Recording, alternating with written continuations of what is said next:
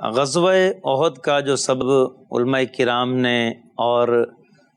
جو سیرت نگار ہیں انہوں نے بیان کیا ہے، تو وہ یہ بیان کیا ہے کہ اس سے قبل ایک مشہور غزوہ پیش آیا، غزوہ بدر۔ غزوہ بدر میں جو ہے وہ دشمنوں کو بہت زیادہ ناقابل تلافی نقصان پہنچا، اور ان کے 70 افراد تو مقتول ہوئے اور مارے گئے، اور 70 جو ہے نا وہ قیدی بنا لیے گئے، اور جن کو بعد میں جو ہے وہ مشقتیں بھی اٹھانا پڑی۔ اب مرنے والے جو تھے ان کے بڑے بڑے سردار اور قوم کے جو رہنما کہلاتے تھے ان کے کفاران قریش کے، وہ اور ایسا بھی تھا کہ جو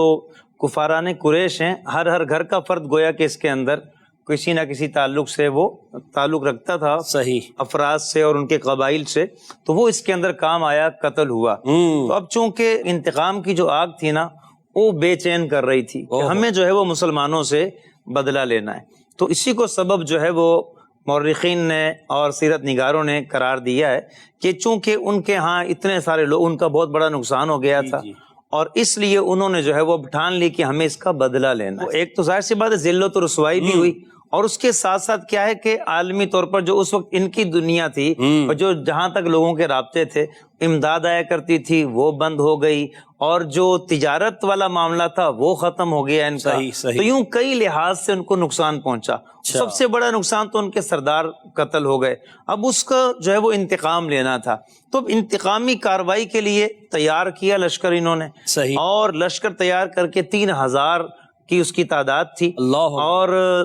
یہ جو ہے وہ بڑے کر و فر کے ساتھ روانہ ہوئے، اور 3000 ان کے پاس اونٹ ہیں، اور سینکڑوں ان کے پاس دیگر سواریاں ہیں، اور کھانے پینے کے اسباب اور اسلحہ جو ہے وہ بہت زیادہ مقدار میں، یعنی کہ پورا سال ہی وہ انتقام کی آگ تھی وہ جلتی رہی۔ اب لیکن ان کا بھی یہ دیکھیں کہ وہ ایک فطری چیز بھی ہے، لیکن اس کے ساتھ ساتھ ہوتا تو کیا ہے کہ جو عقل مند ہوتا ہے وہ نصیحت حاصل کرتا ہے کہ بھئی ہمیں اتنا بڑا نقصان پہنچا ہے کہ اگر ہم حق پر ہوتے تو ہمیں یہ نقصان نہ پہنچتا، تو اس سے سبق حاصل کرتے۔ لیکن باطل کی آنکھوں پر عام طور پہ پٹی بندی ہوتی ہے، آنکھ کھلتی نہیں ہے، تو اب وہ جذبہ انتقام انہیں اس بات پہ ابھارتا رہا، اور بالآخر وہ 3000 کا لشکر لے کر دوبارہ جنگ کے لیے آئے۔ تو یہاں پہ نبی پاک علیہ الصلوۃ والتسلیم کو بھی اطلاع ملی، تو آپ نے 700 صحابہ کرام کو ساتھ لیا، اور آپ جو ہے روانہ ہوئے۔ شروع میں وہ 1000 تھے، لیکن 300 جو ہے وہ عبداللہ بن ابی جو منافق تھا اور اس کے جو ساتھی تھے وہ 300 وہ ایک مقام پر آ کے الگ ہو گئے،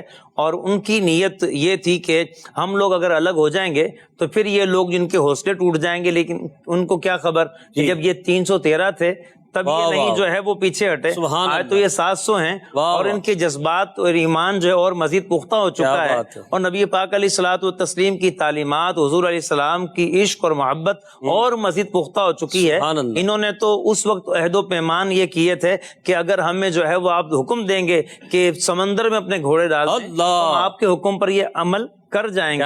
تو یہ چیزیں جو صحابہ کرام کا جو جذبہ ایمانی تھا وہ ان 300 کے الگ ہونے سے ٹھنڈا نہیں پڑا، بلکہ ان کا جذبہ مزید بڑھ گیا کہ ہم نے جو ہے وہ اللہ تعالیٰ کے نام کو بلند کرنے کے لیے اور اسلام کی سربلندی کے لیے اور نبی پاک صلی اللہ علیہ وسلم کی محبت میں اور آپ علیہ الصلوۃ والتسلیم کے نام پر ہم نے جانوں کو قربان کرنا ہے، اور دین اسلام کے غلبے کے لیے ہم نے آگے بڑھنا ہے۔